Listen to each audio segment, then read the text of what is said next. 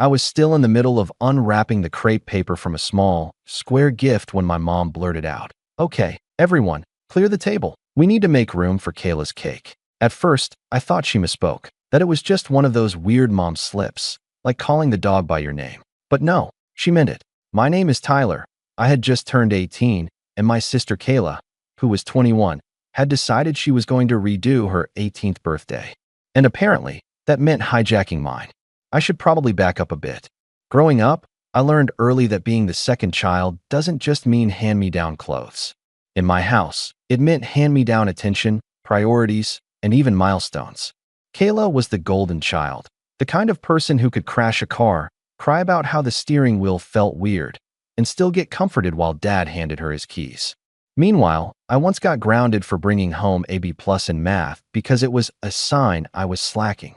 The contrast wasn't always loud, but it was there, a steady drumbeat in the background of our family life. Small things that piled up over the years until I stopped expecting fairness and just settled for neutrality. But my 18th birthday was supposed to be different. They promised me the world. I still remember the way Mom grinned over her wine glass a few months before, telling relatives, "Oh, Tyler's turning 18. We're doing something really special. He's such a thoughtful kid. He deserves it." I didn't even ask for anything huge. I didn't want a car or a trip or some extravagant surprise. I just wanted a day, one day, that was about me, where I wouldn't be Kayla's little brother, or the afterthought, or the guy stuck loading the dishwasher while she flipped her hair and walked off. I wanted to feel like I mattered. And for a while, it seemed like I would. They let me pick the restaurant. I chose this little Italian place downtown with dim lighting, mismatched chairs, and the best mushroom ravioli I've ever had. They booked the private room, invited my friends, got a custom cake. Everything looked like it was finally going right. Even Kayla seemed oddly agreeable, which should have been my first red flag. She smiled when she arrived, late, of course, in a glittery silver dress that screamed prom queen instead of dinner guest. "Can't believe my baby brother's all grown up," she purred, giving me an air kiss while immediately turning to take selfies at the wine bar. I didn't say anything. I knew better than to poke the bear. Dinner started well enough. I had my favorite pasta. Dad even offered me a glass of wine. "Just this once, don't tell your mom." My friends gave me a pair of headphones I'd been eyeing for months, and there was this brief moment, maybe 10 minutes, where I actually felt normal. Celebrated. Like someone had seen me. That all came crashing down when the lights dimmed and a server rolled out a second cake. A giant, tiered monstrosity covered in pink frosting and edible glitter, with "Happy 18th Birthday, Kayla" scrawled across the front. It took a full 10 seconds before my brain could process what I was looking at. I blinked, looked at my mom, then at Kayla, who was already clapping her hands like a game show contestant. "I know it's technically your birthday," she laughed, "but I never got a proper party for mine, remember? The whole thing with Grandma being sick. I figured, why not make it up now?" She said it like she was doing me a favor, like it was cute, like it made sense. I glanced around the room. Some of my friends were staring at their plates. One of them, James, let out a low whistle under his breath and mouthed, "What? Wait, are you serious?" I asked, my voice coming out quieter than I meant it to. Kayla tilted her head, fake pout on full display. "Ty, don't be weird about it. We're sharing, okay? It's not that deep." But it was that deep. It was the last straw in a long line of silent sacrifices. The school plays they skipped because Kayla had a hair appointment. The holidays that revolved around her schedule. The way every argument, no matter how petty, ended with me being told to apologize. And now, even this, my milestone, my moment, was being split down the middle like a Black Friday deal. I felt the heat rush to my face, and not from embarrassment, but rage. Pure, white-hot, helpless rage. I turned to my parents. "You knew about this?" Dad looked uncomfortable, like he wanted to slide under the table. Mom gave this tight little smile, the one she used when she was pretending something wasn't a big deal. "Well, sweetheart, you did say you didn't want anything extravagant." And Kayla never really got closure on her 18th. She's 21. I snapped. She had 3 birthdays since then. She didn't feel celebrated. Mom replied, like that somehow justified everything. It was like I wasn't even a person in that moment. Just a prop in Kayla's ongoing theater of self-worship. The rest of the night was a blur. They sang for her, took photos, cut her cake. At some point, Someone asked if we were twins because of the double celebration, and Kayla laughed like it was the best thing she'd ever heard. I didn't even touch my own cake. I just sat there, surrounded by noise, feeling smaller and smaller. Later, back at home, I locked myself in my room while Kayla paraded around the living room in her heels, showing off gifts she had accidentally opened. No one knocked on my door. No one checked in. That night, I made a decision. I was done. Done playing the role of the quiet son. The one who kept the peace, who swallowed the hurt, who watched from the sidelines while Kayla took center stage. I didn't know how yet, but something in me shifted. I wasn't going to let them keep dimming my light just to let her shine brighter. And what none of them knew, not Kayla, not mom, not even dad, was that I had been building something quietly in the background. Something real, something of my own. And the next time they saw me, it wouldn't be in her shadow. It would be from a stage of my own making. But that part comes later. The real unraveling started 1 year after that dinner. And by then, I wasn't the same kid they had brushed aside. For the next few weeks after my hijacked birthday, I kept my head down. No dramatic speeches. No passive-aggressive texts. No revenge, not yet. I think my parents assumed I'd gotten over it. That I'd understand eventually, the way I always did. But I didn't. I just got quiet. The kind of quiet that simmers under your skin, like a low boil that never really goes away. Kayla went back to school 2 days later. She was finishing up a degree in something vague and Pinterest-worthy, digital branding or lifestyle marketing or whatever it was this semester. The only thing consistent about Kayla's college life was how often she switched majors and how fast she posted about it. And just like that, the house was quiet again. The golden child had returned to her palace of selfies and sorority brunches, and I was left in the silence she always left behind. I graduated high school that June. Valedictorian. Not that anyone in my family came to the ceremony. They said they were coming. Mom even made a big deal of buying a new blouse. Dad scheduled the time off. Kayla posted so proud of my little bro, class of 20 whatever, on her Instagram story the night before. But the morning of, Kayla called in tears. Her boyfriend had broken up with her. Again, that made 5, by my count. This one had a beard and a vape business and the emotional maturity of a lawn chair. They were soulmates for 3 months and fighting like siblings for 2. And the moment he ghosted her, my mom jumped into full crisis mode. I can't just leave her like this, Tyler. She's devastated. I'm your son, I said quietly. This is my graduation. She needs us more right now. That was the first time I felt something snap. Not crack. Snap. Like a rope being pulled too tight for too long. I sat there in my room, in the itchy blue gown, waiting for someone to change their mind. For my mom to call back and say she was wrong. That she was getting in the car, and they'd be there, and they'd cheer so loud the whole stadium would hear. But the phone stayed quiet. The clock ticked forward. And eventually, I had to leave. I walked across that stage alone. James was there, front row, filming it all like a proud parent. His mom even brought me flowers. She said, "I'm just so proud of you, sweetheart. I remember when you were this tall," and held her hand somewhere around my ribcage. I had to excuse myself after the ceremony so I wouldn't cry in front of her. When I got home that night, I found a card on the kitchen table. No gift, no hug, just a card with a pre-printed message and Mom's loopy handwriting. "So proud of you. You're going to do great things. Love you always. Mom and Dad." Underneath it, in smaller print, "P.S. Kayla's staying with us for a few days. Be nice." I didn't say a word. Kayla moved back into her old room like she owned the place. She cried on the couch, binge-watched trash reality shows, and used up the last of my shampoo without asking. She'd dramatically sigh every 5 minutes, then look around to see if anyone noticed. One night, I came home from a shift at the movie theater, the same one I'd been working at for over a year, quietly saving money, planning my future, and found her wearing my hoodie. Not a similar hoodie. Mine. From the college I'd just gotten accepted to. The one I'd busted my tail applying for, chasing down recommendation letters and scholarships like my life depended on it.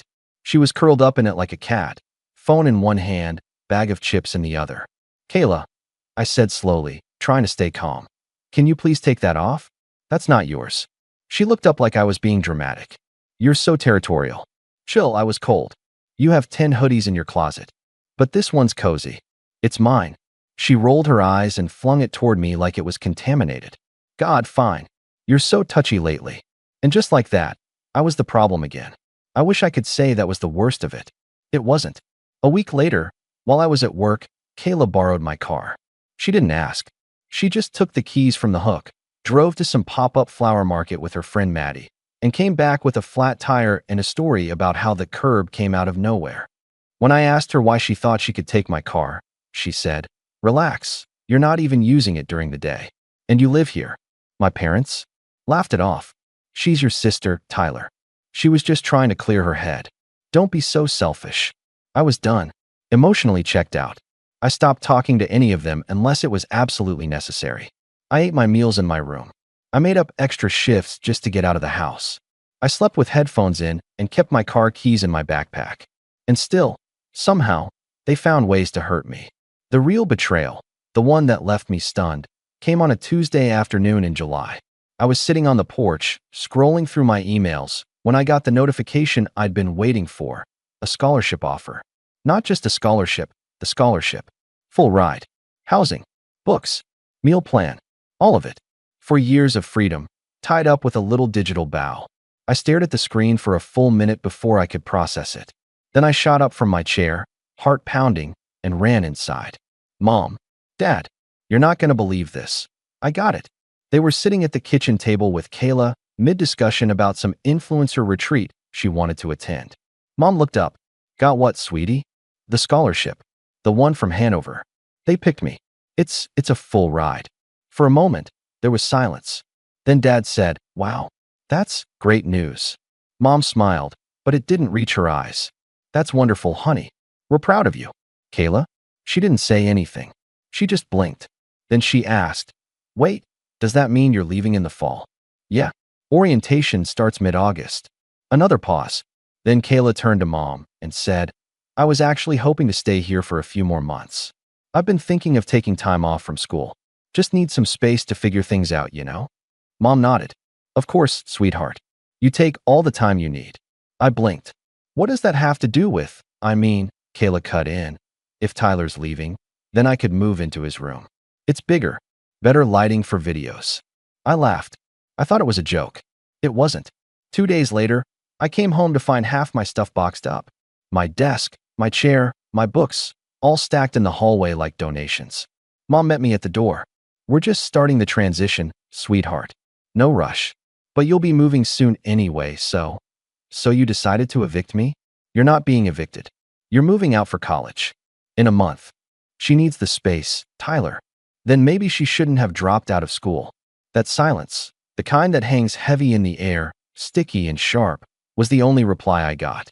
Later that night, I found Kayla in my chair, feet on my desk, filming a TikTok about manifesting your goals, while surrounded by my books, my planner, my stuff.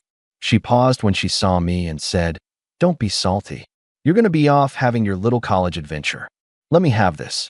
I stared at her, at the smirk, the entitlement, the total lack of awareness. And something inside me crystallized. I wasn't angry anymore. I was done. No more hoping they'd change. No more waiting for an apology that would never come. No more pretending I was part of a family that saw me as disposable. I walked back to my room, or rather, what was left of it, and stared at the scholarship email still open on my screen. Then I opened a new document. A checklist. What I needed. Where I was going. How to disappear. Completely.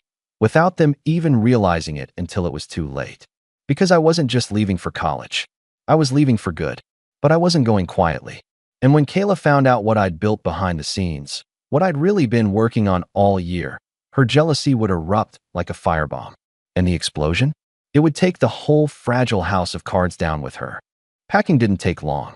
When people think of leaving home, they picture months of planning, dozens of boxes, teary goodbyes. But when the place you're leaving stopped feeling like home a long time ago, it's surprising how fast you can strip your life down to essentials. A couple suitcases, a laptop, a worn hoodie, and a fire in my gut that had been building for years.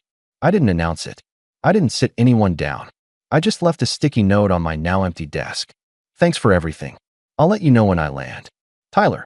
And then I walked out the front door, quietly, early on a Monday morning, before Kayla could turn my bed into her filming set or my mom could offer one last guilt-laced hug. The sunrise was just barely creeping over the horizon when I pulled out of the driveway. It was the only goodbye I needed. What followed were some of the loneliest weeks of my life. Orientation week at Hanover felt like being dropped into the middle of a movie already in progress. Everyone seemed to arrive with a built-in friend group. Kids from the same high schools, roommates who had matched early, people with older siblings who gave them all the tips. I tried to smile, to blend in, but it was hard to stay present when my head was still stuck in everything I'd left behind. Most nights I sat alone in the dining hall, earphones in, tray untouched. My roommate was nice enough, an engineering major named Dev who kept his side of the room obsessively clean and fell asleep with ambient rain sounds playing at a volume that made my fillings vibrate. We coexisted like ghosts, said, "Hey," when we passed each other, made awkward small talk about the weather, then retreated to our separate corners of the room like strangers on a train. And then, 2 weeks into the semester, I got a text from my mom. "Hey, sweetie, Kayla's thinking about starting her own business. She might need your help with branding. You're so good at that stuff. Can you give her a call?"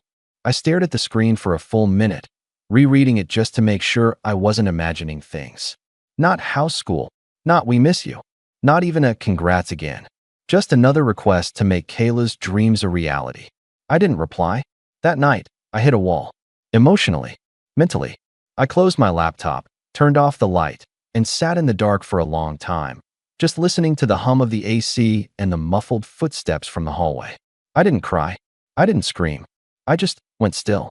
I felt empty, like the past few years had hollowed me out from the inside, and all that was left was the shell of someone who used to believe that trying harder would make people love him more. It didn't. That was my rock bottom. And then, weirdly, things started to shift. It began small. One night, I stayed late in the campus library, not for a class or assignment, but just to breathe. I liked the quiet there.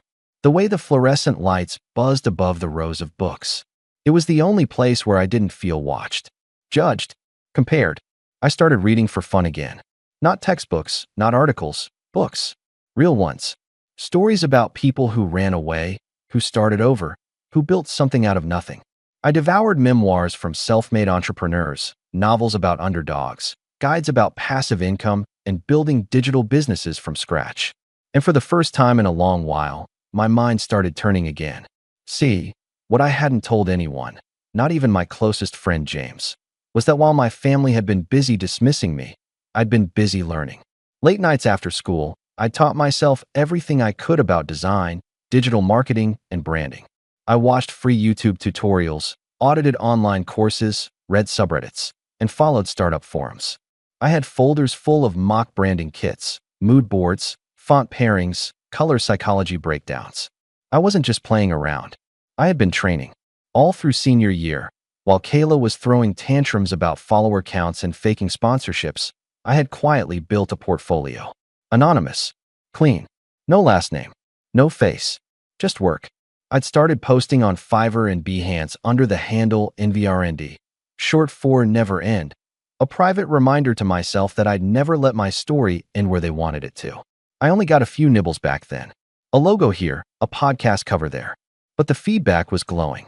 Clients started coming back. Referrals trickled in. And now that I was on my own, with nobody breathing down my neck, I decided to go all in. I upgraded to a full freelance profile, rebuilt my site, started waking up 2 hours early to work before class, and staying up 2 hours late to finish client projects. I took photos of the campus to use in mock-ups, created templates, started building passive income kits, brand strategy guides, Instagram carousel packs, digital planners. I listed them on Gumroad under my handle. And slowly, something wild started happening. Money. Not a ton, at first. A few bucks here and there. Then $20. Then $50. Then a week where I made $300 from just digital downloads. I reinvested it all, got better tools, paid for ad space, automated parts of my workflow. I even designed my own custom planner just for freelancers and sold it as a secret weapon for creators. By December, I was making enough to cover food and books without touching the scholarship. By March, I was making more than my mom. And no one had a clue. It was intoxicating. Not the money, the freedom. The knowledge that I had created something completely separate from my family's narrative. I didn't need their praise, their validation, their permission. I was writing my own story now. I stopped checking Kayla's Instagram. I muted my mom's texts. I let the distance grow. And in that space, I found parts of myself I didn't even know were missing. Dev and I actually became friends. Real friends. After a late-night ramen run turned into a 4-hour conversation about how both of our parents treated us like backups for someone else. We started working out together, trading playlists, helping each other prep for interviews. He started calling me the machine because of how disciplined I was. I told him about the freelance stuff eventually, and he was the first person to say, "Dude, you're going to be a beast at this. You just wait." He was right. By the end of freshman year, I'd landed 3 long-term clients, built a 5-star profile, and had a waiting list of small brands asking for help. My planner had sold over 800 copies. I was invited to speak on a student entrepreneurship panel. I even got offered a paid summer internship at a startup in New York, fully remote, flexible hours, great pay. I said yes. Then I called James. He nearly screamed through the phone. "I knew it. I knew you'd blow up."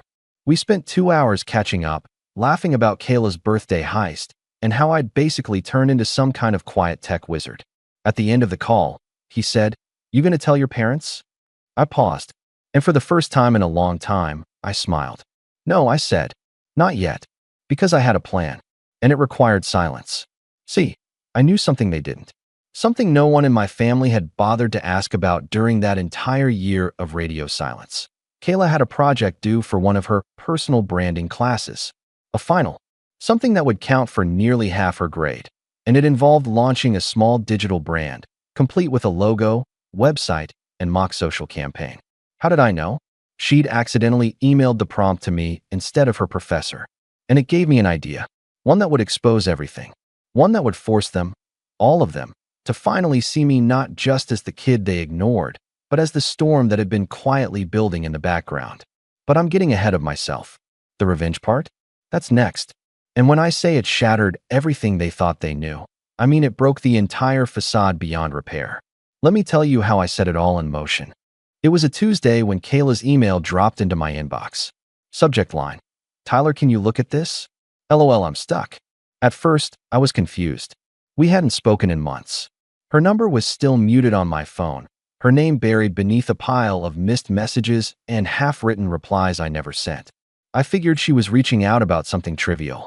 But when I opened the message, the full prompt for her final project stared back at me.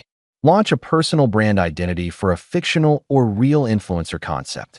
Must include logo, tagline, visual style guide, mood board, 3 social mockups, and a 1-page site preview. Due April 20th. No message. No explanation. Just that PDF and a Dropbox link to half-finished assets labeled Kayla Brand_final. I didn't know whether to laugh or scream. This was her capstone, the final project for her program. The very degree she had kept bouncing around in for years, just now finally starting to complete. And for whatever reason, desperation, laziness, or sheer entitlement, she had turned to me. The brother she'd walked over. Dismissed. Replaced. The same brother whose room she stole, whose birthday she hijacked, whose future she tried to erase by taking up space that was never hers to begin with. And now she needed help? It would have been easy to delete the email. Ignore her. Let her flounder. That alone would have been a satisfying kind of revenge. But something about the way she wrote, "Tyler, can you look at this?" Like we were still on casual, emoji-level terms, it crawled under my skin. She hadn't changed. Not at all. She still thought I was hers to summon. Still thought I was the safe little brother who'd put his dreams on pause to fix hers. But I wasn't that kid anymore. I was someone else now, someone sharper, quieter, and more dangerous. And I realized this wasn't a favor request. This was an opportunity. So I got to work. The first thing I did was open her Dropbox folder. It was a disaster. Low-res mood board screenshots, a Canva logo with 4 different font styles, and a social media post that literally said, "You can't manifest dreams if you don't sleep pretty." I almost choked on my coffee. She had no concept of brand cohesion, no color palette, no target audience. The tagline changed every other slide. The whole thing felt like someone trying to repackage astrology memes into a TED Talk. But one file caught my attention, a voice note, just under a minute long. Curious, I played it. "Okay, so if you do look at this, Tyler, first of all, hey, miss you, Hope school's good. Anyway, I know you're better at this design stuff, and I just kind of need a pass, you know? It's not that serious, and you're, like, basically a pro. So if you can just clean it up, nothing crazy. Just make me look good. Love you. There was a soft giggle at the end. It hit me like a slap. Because that voice, casual, chirpy, shallow, was the sound I had grown up with. The soundtrack to years of being undermined, sidelined, and told to just help out, while she took the credit. And something in me clicked. I wasn't going to clean it up. I was going to light it up. But I needed to be strategic. This couldn't just be a petty sabotage. I wanted her to fall apart in real time, with everyone watching. Professors, classmates, our parents. I wanted her to come face to face with her own mediocrity, stripped of the safety net I'd unknowingly been weaving under her for years. So I started gathering intel. I dug through her old social media posts, class blogs, and even the digital portfolio she'd shared during a live stream in January. She had one thing going for her, a decent Instagram following. Mostly followers she'd racked up through influencer pods and giveaways, but it was enough to build an illusion of credibility. She had branded herself as a lifestyle vision coach, whatever that meant, with a focus on feminine energy, digital manifestation, and mindset clarity. All buzzwords. No substance. But it was perfect. I could work with this. I opened a new folder. Inside, I started building what would become my most ambitious project to date. A fully fleshed out influencer brand so convincing, so polished, and so absolutely off-brand for Kayla that she would be forced to present it without realizing it was a parody of herself. I called it K-Lab, Here at Your Chaos. The tagline? Because growth isn't about healing, it's about hiding it better. The mission statement was a masterpiece of satirical fluff, carefully engineered to sound just close enough to her usual nonsense that she wouldn't question it. At K-Lab, we believe the path to success is paved with aesthetic detachment and strategic emotional rebranding. Our content empowers women to monetize their breakdowns by turning every inconvenience into a story arc. I designed a logo that looked like a luxury lipstick brand trying to launch a cult. 3 vertical lines for K, an abstract B looped into the negative space, and soft, whispery colors like rose ash, dust lilac, and liminal beige. I used serif fonts with handwritten overlays to make everything feel personal yet exclusive. Then I built 3 mock posts for her social campaign. A fake quote post. Sometimes the best way to grow is to ignore the consequences. Hashtag healing is a scam, a product shot for an imaginary candle line called Mood Monet. Scents include overshare, rose plus disappointment, ghosted gracefully, citrus plus apology energy, and spiral softly, lavender plus regret.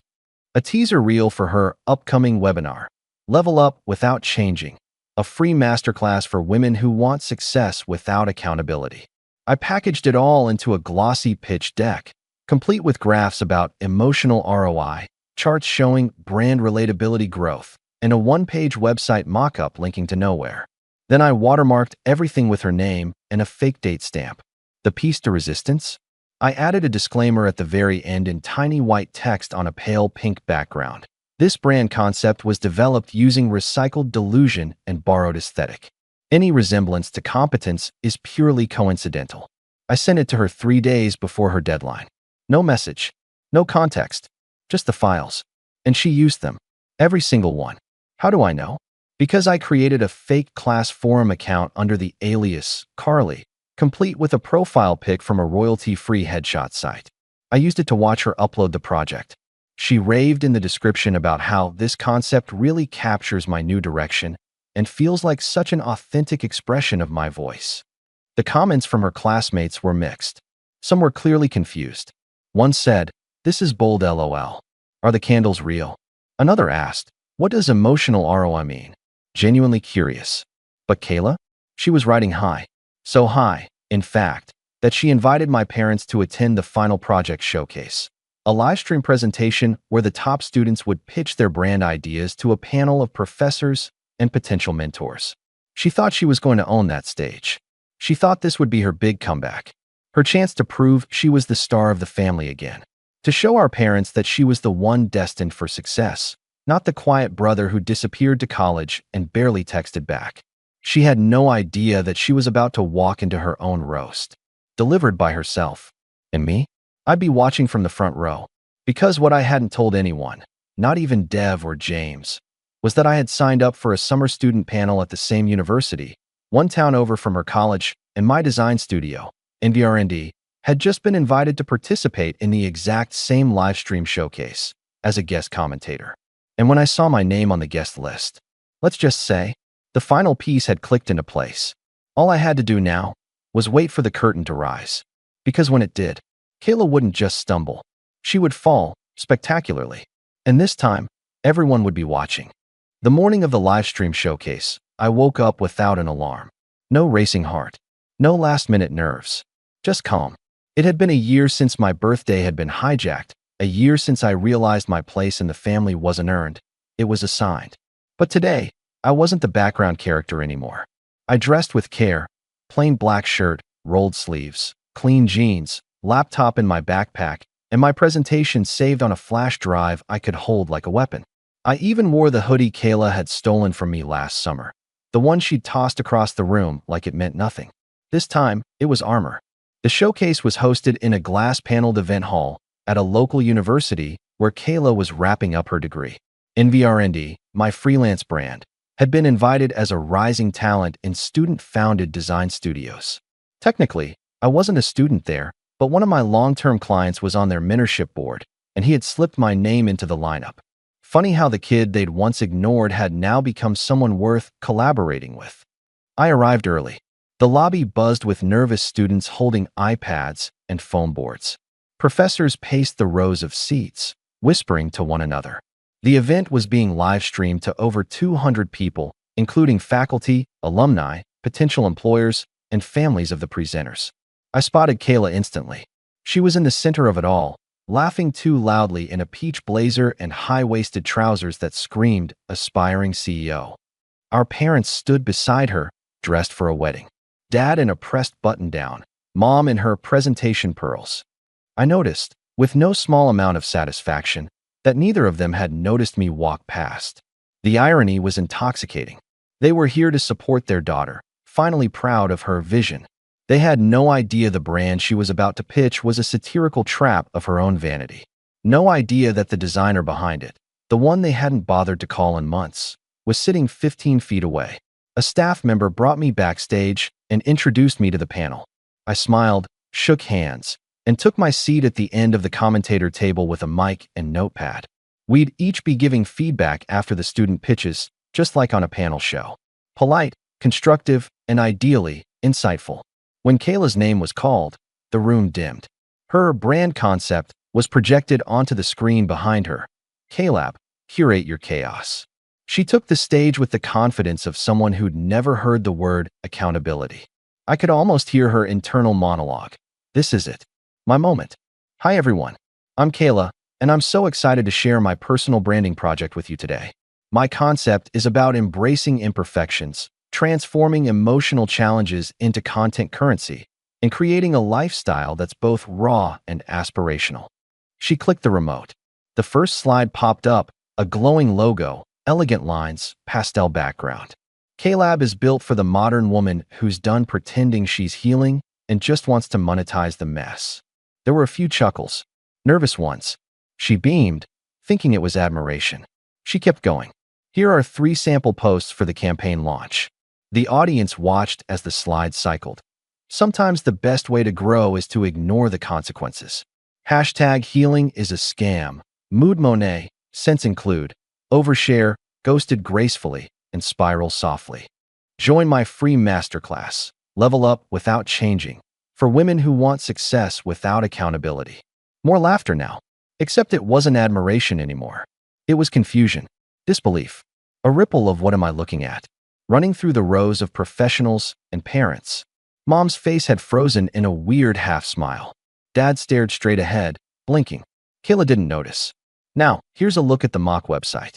You'll see brand pillars like emotional ROI, aesthetic avoidance, and weaponized softness. She paused. The screen glitched slightly, then returned. I saw it before she did. That tiny, pale pink disclaimer, the one she hadn't read, buried on the final slide. This brand concept was developed using recycled delusion and borrowed aesthetic. Any resemblance to competence is purely coincidental. Someone in the back snorted. Then came the silence. A professor leaned toward his mic. Kayla, I'd like to ask, did you develop this concept yourself? Her smile faltered. Oh yeah? Of course. You wrote the tagline and developed the visuals? Yes. All me. I flipped on my mic. I actually have a quick question, if that's all right. Her head jerked toward the panel, eyes narrowing. She hadn't noticed me until that moment. And when she did, really saw me, seated behind the commentator nameplate that read Tyler M., founder, NVR&D Design, her mouth opened just slightly. I didn't wait for her to speak. I'm fascinated by your brand pillars. Aesthetic detachment and emotional rebranding. Could you define those for us? She stammered. Well, it's like detaching from external expectations and, reclaiming emotions through storytelling. For content. I nodded slowly. So essentially, packaging vulnerability as a product? Yes, she said quickly, relieved. Exactly. Even if the vulnerability isn't real? She blinked. What? I gestured at the screen. Because, correct me if I'm wrong, but this entire concept hinges on the idea of exploiting personal flaws for engagement, not growth, not healing. Just aesthetic repackaging. She faltered. Well, that's a little. It's a metaphor. Except it's not, I replied gently. It's a mirror. The room had gone dead quiet. Your presentation is a satirical echo of influencer culture. It's almost too perfect. Like someone designed it to expose exactly how shallow this space can be. Almost like it was made on purpose. A professor leaned in again. Kayla, can you walk us through your process for creating this? She was pale now. Her voice cracked. I collaborated. A little. With who? She looked right at me. I think I misunderstood the tone. I didn't realize what? Another panelist asked. I leaned back in my chair. She couldn't answer. Because the truth was written all over her face. She hadn't made any of it. Not the deck. Not the strategy. Not the site mock-ups. She had handed me her future, trusting I'd protect it. And I turned it into a weapon. Someone coughed. A chair creaked. Then the lead professor spoke. Kayla, we're going to pause here. Thank you for your presentation. She stood frozen, blinking rapidly, then walked off the stage like a sleepwalker. Our parents stood halfway, then sat back down when she passed them without a glance. The rest of the showcase blurred together. I gave my panel comments calmly, praised 2 excellent branding concepts, and closed my segment by encouraging students to know the line between self-expression and self-exploitation. Afterward, I left through the side door. But before I could disappear completely, someone grabbed my shoulder. It was my mom. Her voice was low, tight. Was that really necessary? I looked her in the eye for the first time in a year. I was invited to speak, I said evenly. I gave honest feedback. She was humiliated. She humiliated herself. I just held up the mirror. My dad stood behind her, arms folded, watching but silent. Mom pressed on. You've always been so good, Tyler. Why would you do this to her? I smiled, not cruelly, just sadly. I didn't do this to her, I said. I did it for me. And I walked away. I never looked back. Kayla failed the course. Her graduation was delayed. Her followers dropped after screenshots of her satire brand presentation made their way to a few influencer call-out pages. She blamed me, of course. Texted me once. You ruined everything. I didn't reply. But the funny thing is, she eventually got over it. Not right away, but months later, she started posting raw, real content about learning to rebuild after being publicly humbled. She spun her failure into an origin story, turned the satire into a rebrand, and launched an Etsy store selling healing kits. It was almost impressive. Meanwhile, I kept building. By the time I hit 20, NVR&D had a full client roster, a digital product line, and a passive income stream that tripled my old college scholarship. I moved to New York, got a minimalist apartment with concrete walls and giant windows, and stopped checking family group chats altogether. But sometimes, late at night, I'll scroll back to that email she sent me. Tyler, can you look at this? LOL, I'm stuck. And I think, yeah, you were. But I wasn't. Not anymore. Because the moment I stopped asking to be seen was the moment I finally was.